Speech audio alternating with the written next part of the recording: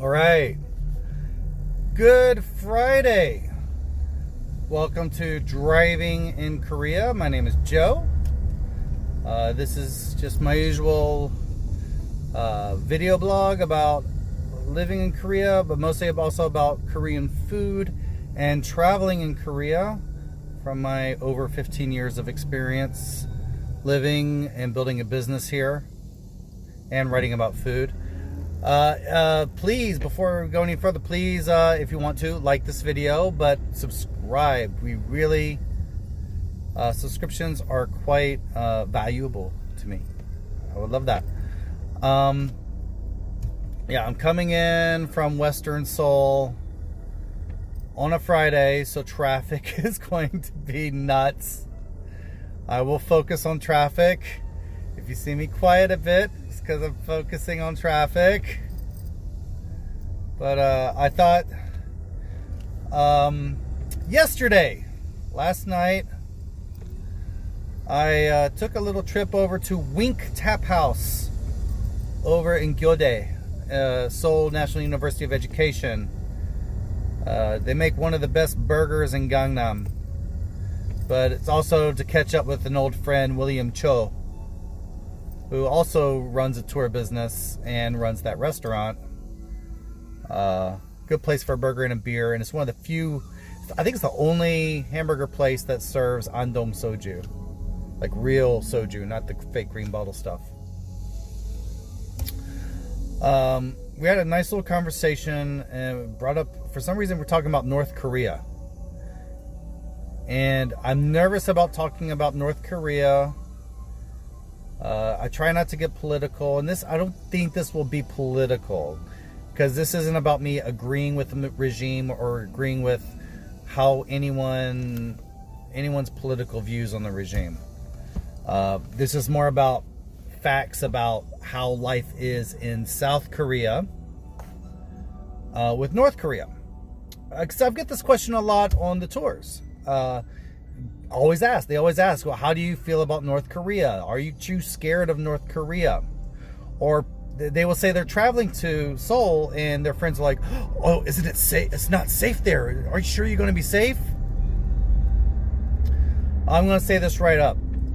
It is safe to come to South Korea. Period. It is safer to go to South Korea than it is, in my opinion, to go to America. You're more likely to get shot in America than you are to get nuked in South Korea. You're more likely to get shot while being attacked by a shark struck by lightning in America than you will have any trouble with getting nuked or bombed in South Korea. Period. I'll say right up front, I am not a North Korean scholar. Then again, a lot of so-called North Korean pundits you'll see on TV don't live anywhere near Korea and have never lived in Korea. So they're just doing this from a distant academic point of view based on secondhand accounts. How we feel in South Korea with North Korea is just there. It is just part of life. When North Korea acts up, it hardly even makes the news here. Of course, CNN and Fox are all panicking when every time North Korea farts, because that sells. I mean, you need the eyeballs. You really need the eyeballs. So hyping up fear sells toothpaste. One thing that really annoyed me was, I think it was during the Sewol ferry tragedy a few years ago. And so we had a bunch of parachute reporters coming in who really their only information of North Korea comes from other news about North Korea. So they're part of the whole, they've drunk the Kool-Aid. they've all drunk the panic Kool-Aid. So one of the reporters decides, because they're trying to file a bunch of stories while they're here. So one had the idea of putting together a bunch of people who live in Korea, a bunch of expats, usually American expats. I had them out for dinner in Seoul and asked them what their feelings were about North Korea. And the people there, especially the ones who've lived here for at least 10 years, said, they smiled and like, there's nothing to worry about. There's nothing to worry about. We're not afraid at all. And the reporter was getting agitated because that wasn't the answer she was looking for. She was like, no, but you're wrong. She was telling them that they were wrong. Had the gall to tell them that they were wrong not to be scared. Because it doesn't fit her news story. And she's part of the whole bubble where North Korea is this giant threat to the entire world.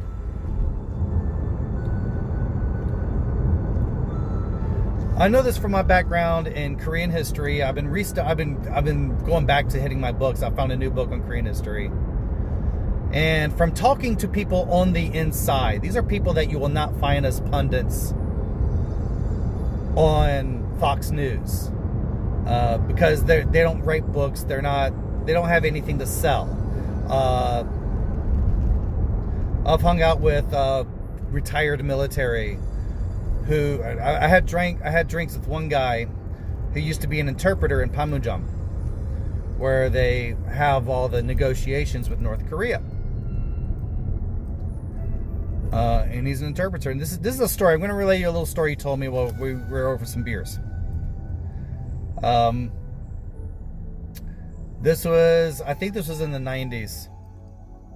And they're working out some negotiations. North Korea was acting up. Whenever North Korea acts up, it's usually to create some negotiations. And there were very intense negotiations down on the DMZ in Panmunjom. And at the end of the negotiations, the Allies, the Americans, did not have a good position. North Korea was winning points. Now, during the nights after those negotiations, here's this little secret that they will not let out. They have a big piss up.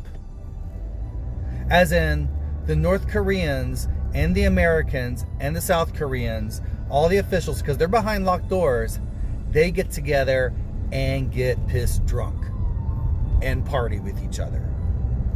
Yes. Of course, there's always the grandstanding. He told me that one time this high-ranking North Korean general went up to him. They were both drunk. And he went up and cupped my friend's balls. And said, "Songsaeng님, 힘이 없어요." As in, literally means, you got no strength. Your balls got no strength. And he laughed it off. The next day, they were having more negotiations. Negotiations ended up with America scored some points. The Allies scored some points. The UN. Again, everyone's getting drunk that night together, having a good time. My friend went up to that high-ranking North Korean general, grabbed his balls and said, "Songsaeng님, 힘이 없어요." And they laughed it off. This is theater. In the end, when you see North Korea acting up, it is theater. The news really thinks the public is that stupid. And the Western public may be that stupid to actually believe this. That when North Korea acts up, it really is intending to do this. Okay, this is how arrogant I think my countrymen in America are. Is America always thinks it's about America. Though I know the world revolves around America. Of course, the world revolves around America. But they're always thinking that everything is about America. When North Korea is acting up and making threats, we keep making the mistake that thinking that we're the audience, that America's the audience for this stuff. We're not. The audience is the North Korean public. The first thing the rulers in North Korea are doing is they're just trying to hold on to their power, to where they are. If you follow any of Korean history and much of world history, but particularly Korean history, is whoever's in power is usually going crazy to try to make sure they stay in power. You look at the history of King Taejong, of King Sejong, very paranoid people who worked really hard and played the cards and worked to get their kingship, and then from there got even more paranoid and they started killing off all their relatives. First thing they do is they kill off the previous regime. Then they kill off all their relatives. Anyone who could be a threat, which is what Kim Jong Un is doing now. He killed his brother, half-brother, Kim Jong Nam, a few years ago. Then they kill anyone who could possibly be a threat, which usually includes the people who helped them get there. I mean, that's exactly what Taejong and Sejong did, is they just went and got rid of everyone who helped them get there. I mean, Sejong went so crazy that by the end of his purge, the big literati purge, there was almost no one left in the government. Oops. I say think of North Korea this way. North Korea is at a bar hanging out with his friends, but he's a small guy. He's got to look tough. He's that small guy who always has to look tough. He sees this beefy, crew-cut American at the bar. And he knows that the American isn't really going to fight him. But he's going to act like he wants to pretend. He's going to try to pick a fight with the American to impress his friends. To impress so he can still stay the top dog of his group. So he's going to go over and he's going to say words to the American. Now, maybe, but he's counting on the American not really actually going through and punching his lights out. He's really counting on that. It's a dangerous game to play. But this is what they're doing, is whenever they're doing the nuclear devices, they keep threatening with the sea of fire rhetoric. We're not the audience. It is all to create a sense of panic in North Korea so that North Koreans will believe that the regime in power is going to protect them. And it justifies a lot of the police state tactics. I'm sorry, we did that in America too. We use panic and fear to instill police state tactics. Hello, Patriot Act. The sedition acts of during World War I and from President Adams way back in the day. You do that. You instill fear to keep people in line. That's the great words of Grand Moff Tarkin in Star Wars. Fear keeps the galaxies in line. But as Princess Leia says, the tighter you hold your grip, the more they will slip through your fingers. So we have this carrot and stick act that Kim Jong Un is doing.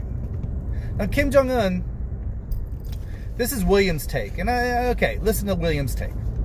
The power was thrust on the guy, on the kid. The power was thrust on Kim Jong Il as well. The person who really did all the shitty, horrible stuff was the Kim Il Sung, the first one. He was consolidating his power.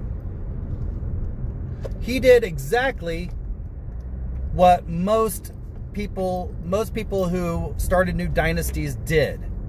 It's like what most lions do when they take over a pride. is you kill off everyone else who could be a threat. So Kim Il-sung went, and he's the one who started the systems of purges and the whole system, the whole police state system. Then later on, Kim Il-sung needs to find a successor. So he goes to one of his sons, Kim Jong Il. And Kim Jong Il is a guy who loves American movies and nice cars and women. He's kind of like how Kim Jong Nam was. And he said, okay, this is the deal. I want you to take over. Now, this is what William said. This is William's speculation. And Kim Jong-il's like, yeah, but movies, cars, women, I want, no. And Kim Il-sung is like, yeah, okay, well, you could do that, and then I'll pick someone else. But then they will see you as a threat, and you're not going to live very long. And Kim Jong-il would be like, okay, well, since you put it that way.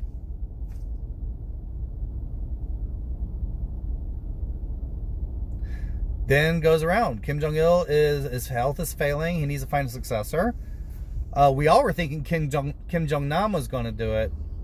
And he was the goofy son who loved going to Disneyland. And no, he didn't. He was looking at his younger son, Kim Jong Un, the one who is educated in Switzerland. Kim Jong-un kind of looks like his grandfather, and he could be set up that way. And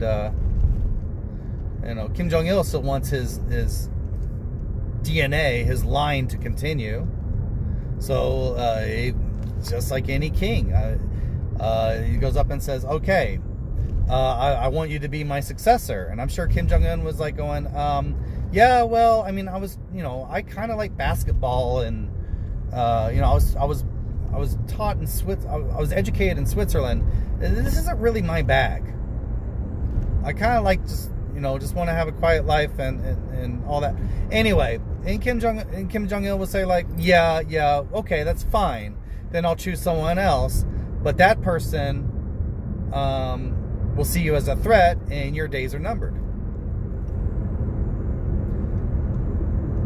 And that's true. That's all throughout Korean history has always been that way. I'm not saying Kim Jong-un is a good is like, oh wow, he's a great man. I'm not saying that, but I want a little perspective on this because yeah, a lot of what North Korea says, it's all smoke and mirrors. But what's happening right now is very interesting. Okay, this is my little wild theory. Is I think Kim Jong-un's sister is behind a lot of the recent moves to reconcile with the South and opening talks with the U.S. I think she wants to be a Gangnam lady. I think she's at the height of power in North Korea, and it's kind of like she wants more. So I think she wants to open up and wants to start Chinese style reformations, so that she can be even better and more respected. I don't know. I have a feeling that way. The way I saw things going during the first JSA summit between Kim Jong Un and Moon Jae-in last year, she seemed to be pulling the strings. I mean, she was even making sure Kim Jong Un had the right pencil and was on the right page and told him where to sign everything. She was in control of everything. It's kind of like he's the figurehead and she's the one pulling the strings. That's just my hunch. Now that I don't have any proof on that. Nonetheless, it's always been pretty safe here. The most scared we've ever been since I've been here for 15 years was when Donald Trump was really threatening North Korea, calling Kim Jong-un Rocket Man, and really backing them in a corner. That's when we were most scared. Because we always know when North Korea acts up, it's all calculated for some type of theatrical effect There's no intent to do anything. I mean, the worst they've done in the past, since the 80s, yeah, okay, in the 80s, they did bomb a civilian airliner.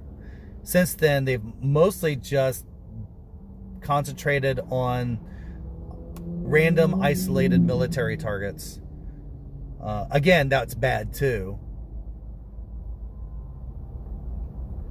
But they were calculated for safe responses. They're not suicidal. They know if they ever attacked South Korea, how suicidal that would be. And the U.S. isn't going to do anything either, because there are lots and lots of Americans in South Korea that would be in mortal danger if the U.S. attacked North, because North will retaliate and obliterate all those Americans in South Korea, including all these families on the U.S. military base in Pyeongtaek. Way too dangerous.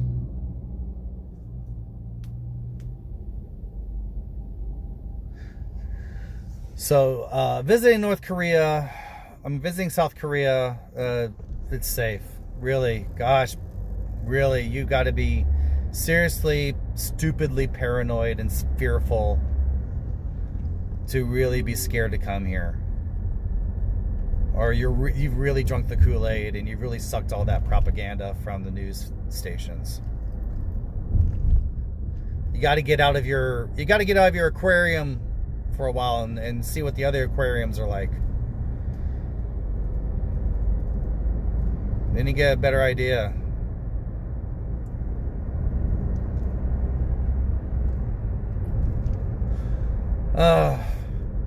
I'm more upset with China than I am with North Korea. One of our good friends, Michael. Oops. Michael Spavor was abducted by China a few months ago. You might have heard about that in the news, because the head of Huawei is being held in Canada to be extradited to the U.S. So China's been retaliating by arresting Canadians. They arrested and detained a former Canadian ambassador, and then they went after our friend Michael. Michael Spavor is a really nice guy, old drinking buddy of mine. He used to work for the Seoul Tourism Organization, but then he started setting up things with North Korea, setting up events. You remember when Dennis Rodman went to North Korea? Michael Spavor was the one who set that all up. He's fluent in Korean, and he knew Kim Jong Un personally. He and Kim Jong Un had a pretty good rapport with each other. In fact, I'll tell you this. This is where I know the CIA has a file on me for this. Is a while back, Michael gave me a call and asked if I'd be interested in doing food tours in North Korea. I said, really? Whoa, really? And he goes, yeah, dear leader kind of wanted to do it, and I told him about you. Oh, okay. So Kim Jong Un himself wants me to do food tours in North Korea. He goes, yeah. Why don't you think about that? See if you can put something together. I go home and I told my wife about it, and she says, no way in hell are you going to do that. So we're worried about Mike. He's been in confinement for I think 6 months now, and he hasn't done anything wrong. What he did was he's been trying to set up a lot of cultural exchanges, tours to North Korea, trying to point out that, okay, just because you don't agree with the politics, the people themselves are not bad. They're good people. There's a great culture.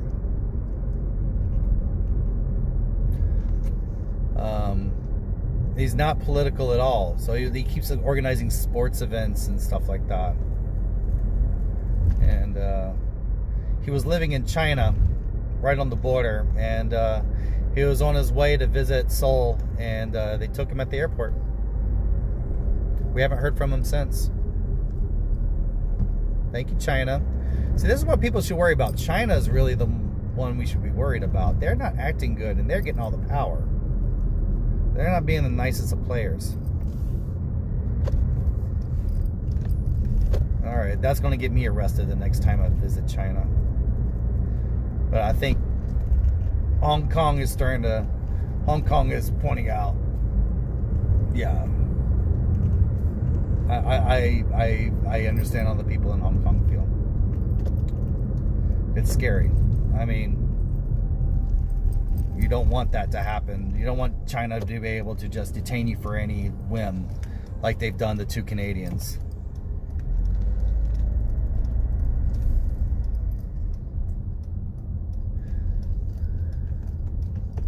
I think that's what I've got to say about North Korea. Other people have asked me weird questions. Now this is where I go into weird territory.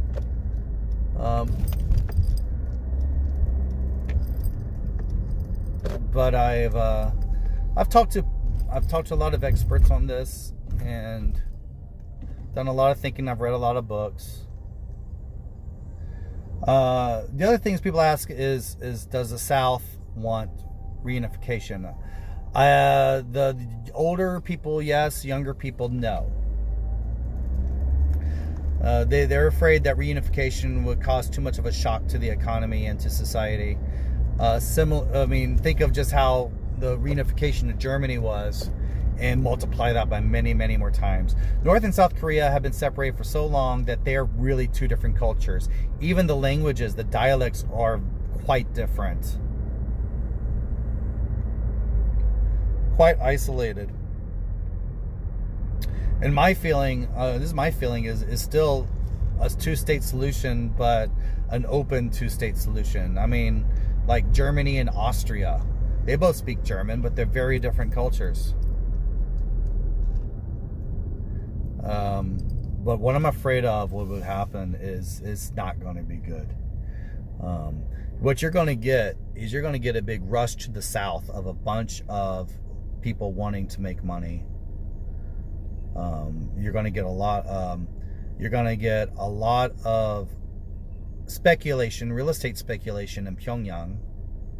So you get all these Gangnam real estate tycoons going up, buying up all the property in Pyongyang, pricing everyone out. Farmers in the South are going to want to marry North Korean women because there's this aura that North Korean women make the best wives. And there are a lot of single farmers, and they've been marrying mail order Vietnamese brides, and I think they'd much prefer North Korean wives. So here we go. So this is the situation you have. You have dislocated North Koreans, and North Koreans will be treated as second-class citizens. Also, they tend to be physically shorter than South Korean counterparts right now. That's what I've been reading. So again, got that going against them. So you're going to have a lot of disenchanted, what's the word I'm looking for? Alienated North Korean men trained in the North Korean army who won't find good jobs, won't marry well, pushed out of their land. What do you think is going to happen? I mean, you think the Russian mafia was bad after the fall of the Soviet Union. Wait till you see the North Korean mafia.